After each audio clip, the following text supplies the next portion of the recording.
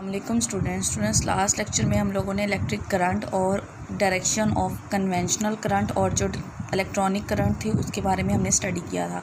हमने देखा था कि जब भी किसी क्रॉस सेक्शनल एरिया के अंदर से करंट चार्जेस मूव कर रहे होते हैं इन एनी टाइम टी, तो हम क्या कहते हैं कि current is said to be produced in that region और इन दैट एरिया और in that piece of the wire.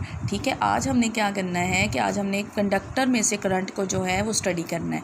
किस तरह से स्टडी करना है? आप लोगों को पता है कि कंडक्टर किस चीज़ के बने होते हैं? मेटल्स के। तो मेटल्स के अंदर मेटल्स का स्ट्रक्चर आप लोगों ने फर्स्ट ईयर के अंदर भी फर्स्ट ईयर की जो है केमिस्ट्री के अंदर स्टडी किया हुआ। मेटालिक बॉन्ड के अंदर आपने देखा होगा कि वहाँ पे हमारे पास, बल्कि 10th में भी आप लोगों ने पढ़ा हुआ है कि ये जो मेटल्स होती हैं ना, ये क्लोजली पैक स्ट्रक्चर होता है। क्लोजली पैक स्ट्रक्चर इस तरह से होता है कि पॉजिटिव चार्जेस होते हैं वो क्लोजली पैक होते हैं, लेकिन उनके जो आउटर मोस्ट शेल के इलेक्ट्रॉन्स होते हैं ना वो फ्री होते हैं। मेटल्स के अंदर फ्री इलेक्ट्रॉन्स मौजूद होते हैं और आप देखें ना, अगर हमारे पास फ्री इलेक्ट्रॉन मौजूद हैं तो डेफिनेटली वो क्या करेंगे? मूव करेंगे, और मूव करने के नतीजे में क्या होगा? करंट पैदा होगा। तो इलेक्ट्रॉन्स जो हैं वो मेटल्स के अंदर, या वैलेंस इलेक्ट्रॉन जो होते हैं मेटल्स के अंदर, वो फ्री इलेक्ट्रॉन उनको कहते हैं, और वो फ्री इलेक्ट्रॉन रैंडमली मूव करते हैं। मतलब उनकी कोई मोशन जो है वो ऑर्डर नहीं होती, मतलब वो कहीं पर भी मूव कर सकते हैं। जस्ट लाइक जिस तरह से गैस के मॉलिक्यूल्स नहीं होते, अगर हम उसको कंटेनर में बंद कर देते तो हम नहीं डिफाइन कर सकते ये कौन सा मॉलिक्यूल किस टाइम पे किस जगह पे था। तो इसी तरह से हम ये भी नहीं कह सकते, अगर हमारे पास एक मेटल का स्ट्रक्चर है ना, तो हम नहीं बता सकते कि कौन सा जो है इलेक्ट्रॉन वो कौन से एटम के साथ अटैच है। मतलब इस तरह से फ्री होते हैं, और दूसरी बात है रैंडम होते हैं।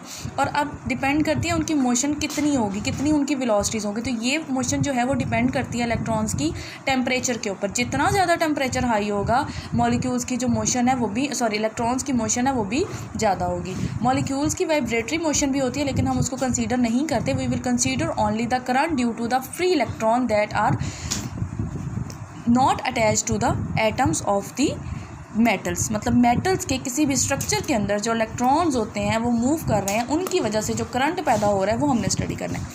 अब मेटल्स तो वैसे भी फ्री हमारे पास मौजूद होती हैं, जिस तरह से हमारे पास डेली लाइफ में हमारे बहुत सारी मेटल्स का हमारे पास सामना करना पड़ता है। तो क्या उनमें से करंट गुजर रहा होता है? नहीं। ये बात यहाँ पे हमारे पास इंपॉर्टेंट टू स्टडी है कि हमने यहाँ पे एक लिया हुआ है, देखें ये क्या लिया, एक पीस ऑफ वायर ली है।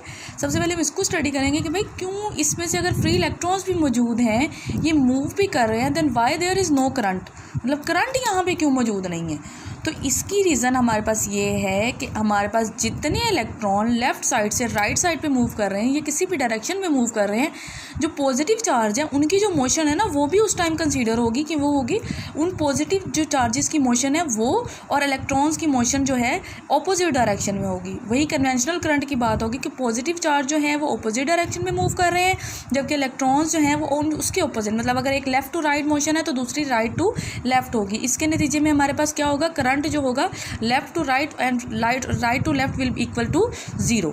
तो इस सूरत में हमारे पास करंट जो क्या होगा? 0 होगा। नेक्स्ट, अगर हमने इसको करंट को फ्लो करवाना है तो क्या करना पड़ेगा? हमें एक्सटर्नल फील्ड अप्लाई करना पड़ेगा। एक्सटर्नल फील्ड क्या करेगा कि जो इलेक्ट्रॉन्स की मोशन है उनको एक डायरेक्शन में कर देगा। तो ये हम नेक्स्ट लेक्चर में स्टडी करेंगे। अल्लाह हाफिज़।